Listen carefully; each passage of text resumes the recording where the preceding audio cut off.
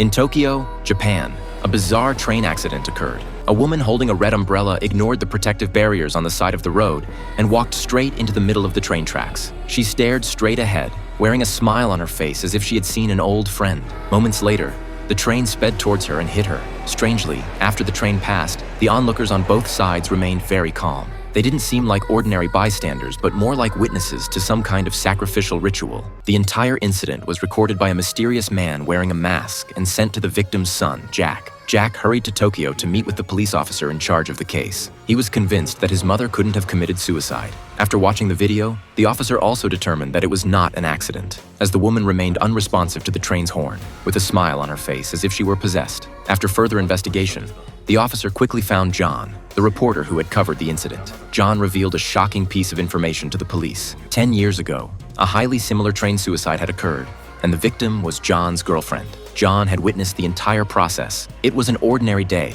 and they were standing by the side of the road, waiting for the train to pass. However, his girlfriend seemed to be under a spell, calmly walking onto the tracks with a smile on her face, opening her arms as if embracing death.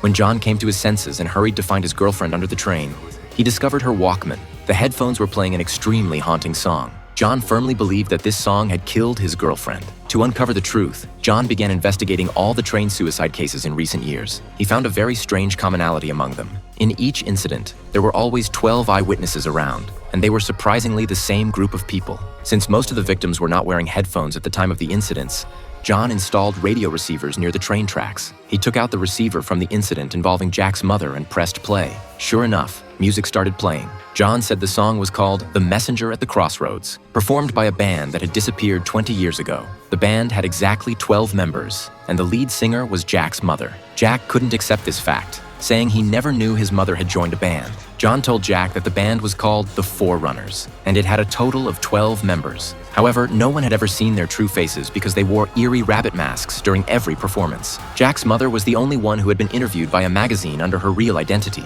During the interview, she mentioned that she would form a band. In the few years after their formation, they only released one single, The Messenger at the Crossroads. Even more outrageous was the legend that this song had the magical power to cause disasters. This is a very compelling TV series called Crisis of Tianmu,